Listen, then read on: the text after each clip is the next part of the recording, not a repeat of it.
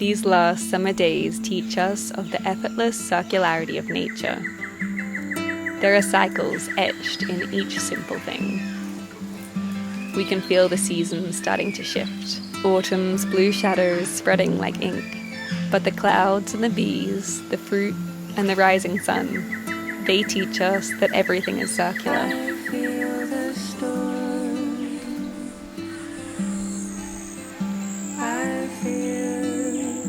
Everything that has once gone will come again. The dead flowers make seeds for next season's garden.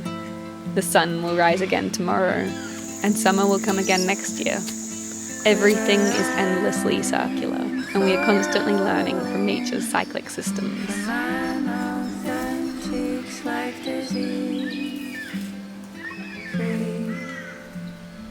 Our grandparents moved to this rainforest in the 50s, and they too were captured by its unimaginable beauty. Following these cycles, they returned the rainforest care by planting hundreds of trees and starting the immense food forest that we are lucky to live in today.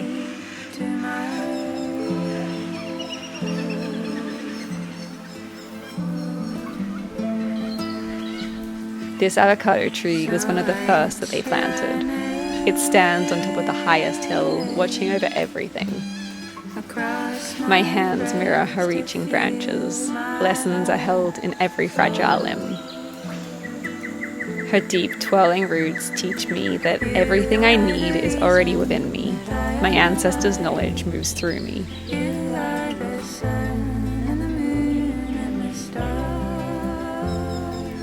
Her weathered bark teaches me that storms will come, but they will move on. They smooth her. Her curling flowers teach me to absorb all that I can. There is knowledge and energy in each small moment. Her bright fruit again teaches me that everything is circular. Each year these magical fruit return and they nourish us. They teach me that in the simple action of planting a tree, your care lives on for generations.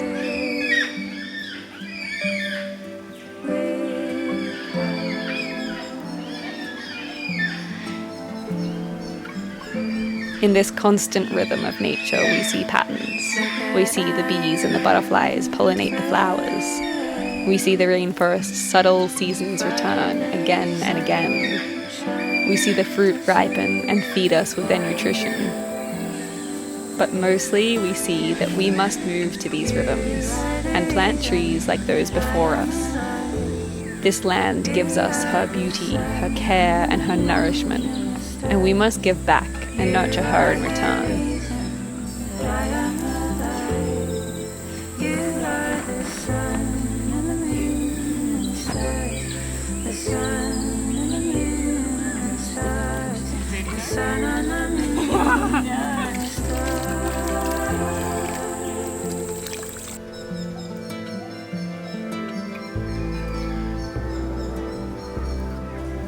This place is so special. I come up here to check the water in the tanks, which is quite a menial job, but we need to do it every now and then and just check that we've got enough water to get us through. And I kind of joined it with also a routine of coming up here and watching the sunrise, because it's just so beautiful to see the sun rise through the mountains and highlight all the trees. This avocado was planted by our grandparents years and years ago, so it's pretty special to see its fruit starting and the sun hitting its leaves. It's so beautiful.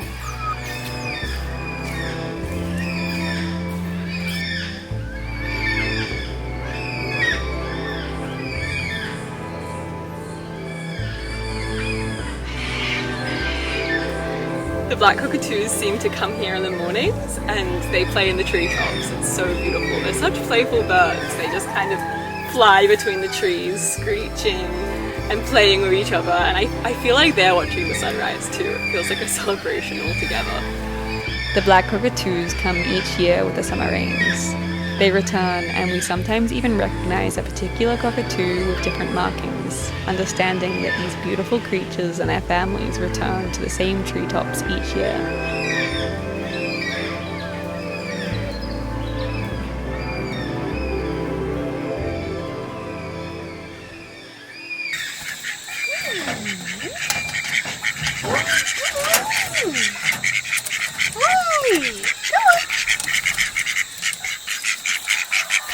It's a really hot day again today, so the only way to get work done on these days is to wake up super early before the sun and do the gardening then, because otherwise it just gets way too hot in the sun.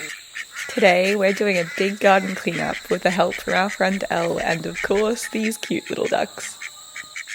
Gardening while the late summer sun slowly rises over the hills, you can see these poetic cycles of nature once again. The summer growth is almost uncontrollable. Weeds stretch over everything. But the flowers dance to this energy too. They are filled with the bright intensity, mimicking the fullness of summer. Each bloom reaches and twists towards the bright sun, but soon, on the fall of the season, they will drop their seeds and fall to the earth. Their seeds will slowly grow and their stems will feed the soil. Gardens are circular, and it's important to remember each stage of growth is beautiful. The weeds, the plants going to seed, it's all part of it.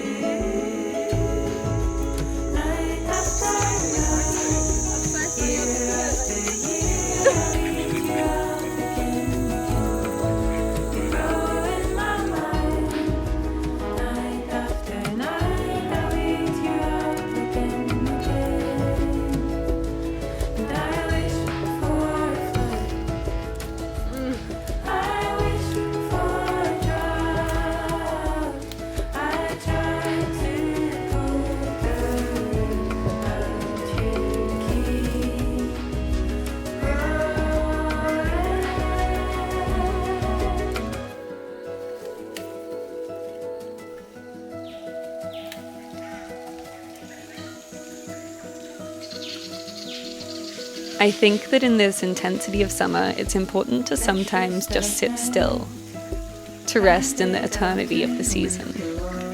I like to draw for no one but myself.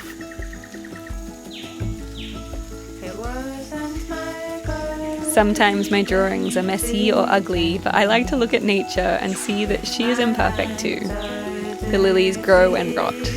The dragonflies dance and then die within days or weeks. I guess that is the beauty of the world, fleeting imperfection that creates the perfect wholeness of nature.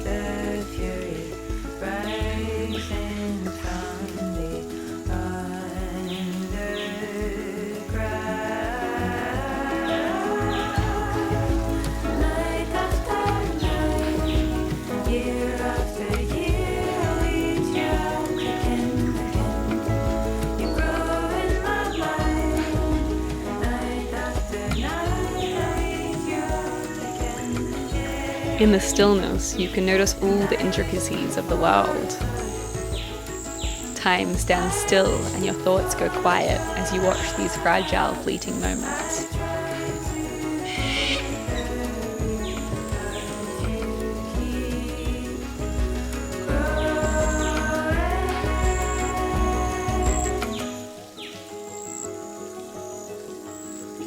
I've been trying to incorporate something still into my morning routine lately, just like coming down here and drawing or just sitting still and watching the sunrise or just watching the view. And I think that it can change your life so much to just calm sometimes.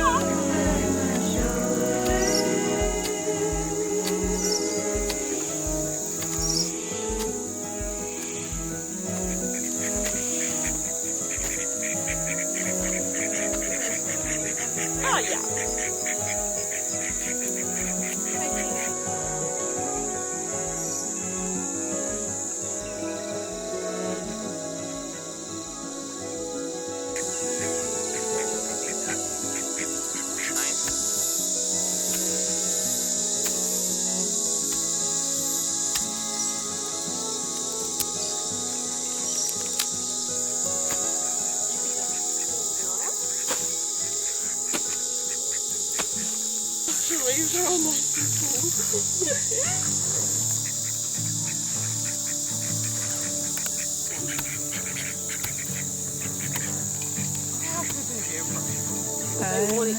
the ones that I'm getting up. Throw me in the sink. Leave me there to sink. My tangerine, squeeze me. Let me drip down your leg.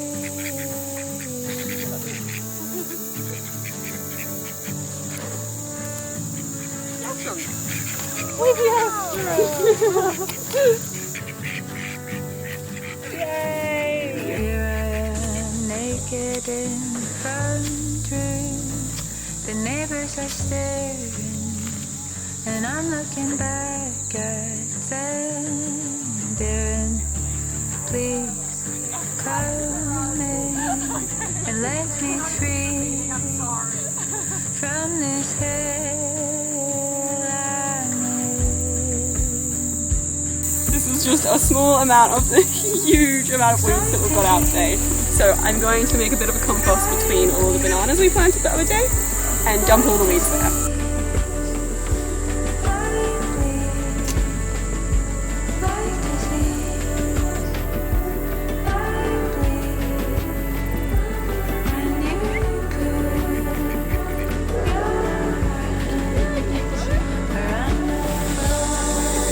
We're going to put this underneath the path to act as a weed barrier, and then we're going to put chip on top, and hopefully that means less weeds will come up next time.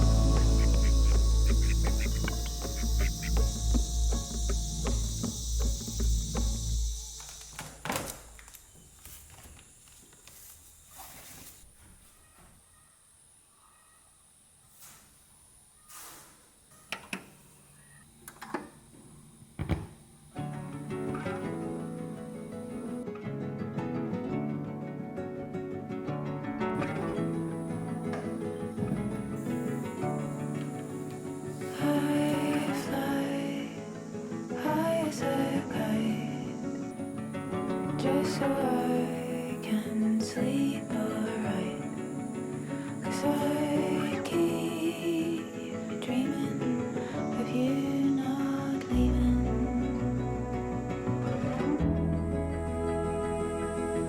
Your face flickers and fades, running out, it's a blunted blade.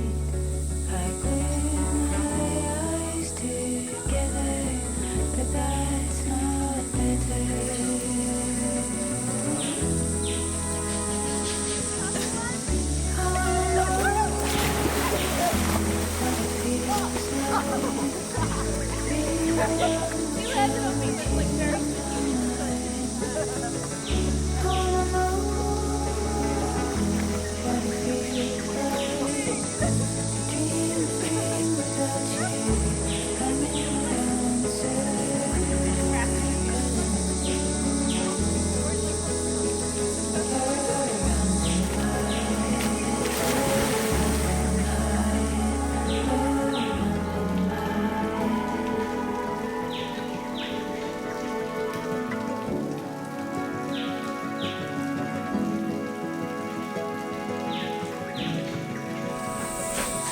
Before Elle goes, I'm going to make her a bunch of flowers to thank her for all her work in the garden today. And I picked so many, I couldn't stop myself. I picked all of them. Oh my gosh, look at this one! This is my favorite flower that I've ever grown. I've never been so proud of anything in my life.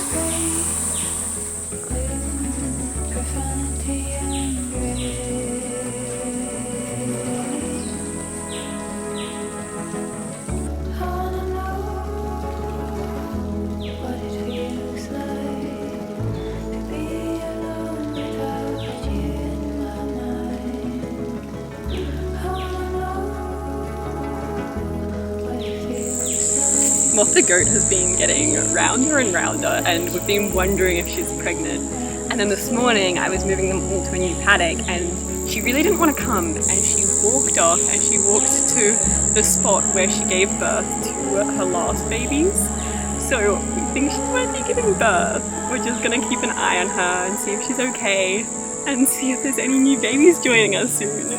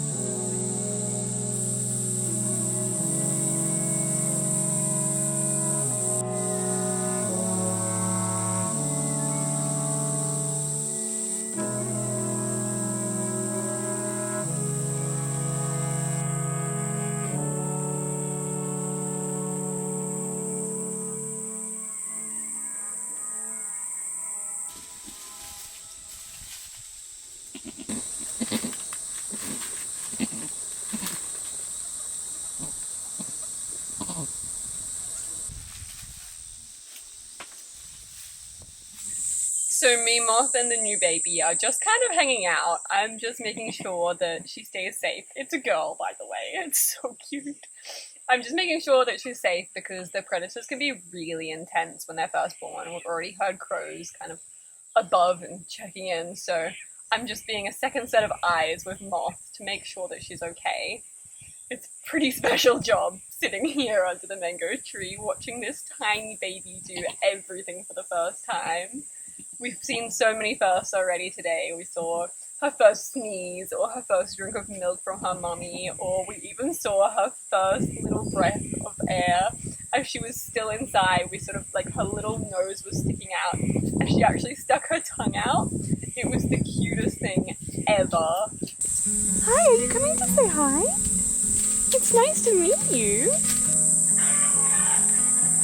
Moth came and fell asleep just next to me, and now the baby's just fallen asleep next to her, and it's the most beautiful, wholesome thing I have ever seen. We've been here for hours now, haven't we, Moth? Just sitting under the tree. It's pretty special. Moth is so used to us now. This is her third time that she's given birth. So 4 babies, twins the last time. And so by now, she really trusts us completely. It took her a while the first time with her baby bird, but now she kind of just completely trusts us each time. I feel like it won't be long until you're expecting some babysitting, hey Moth.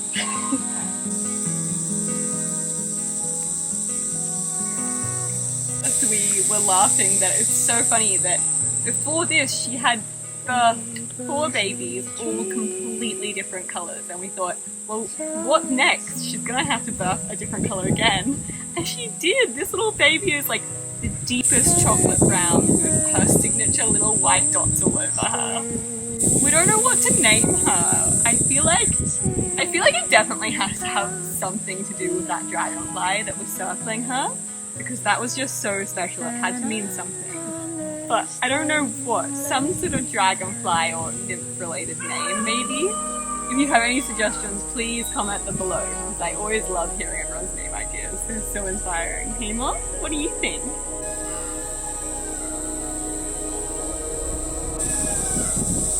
Moth is such a fierce mum. She just heard a little bird go tweet tweet tweet before, and she just stared at it for 5 minutes, warning it not to come anywhere near her.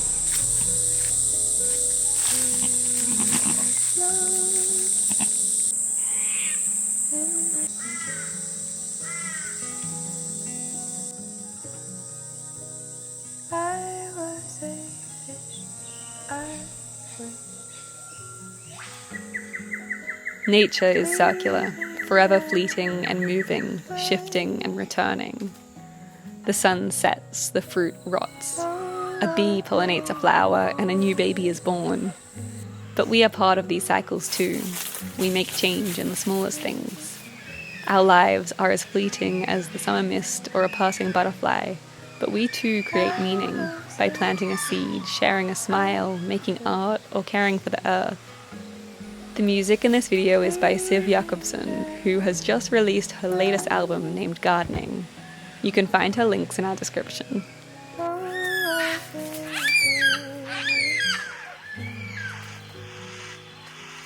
Thank you so much to our patrons, whose support and friendship helps us to plant more trees and care for the land. Thank you for joining us on this journey. And also, if anyone has any name ideas for this tiny, sweet angel, please let us know.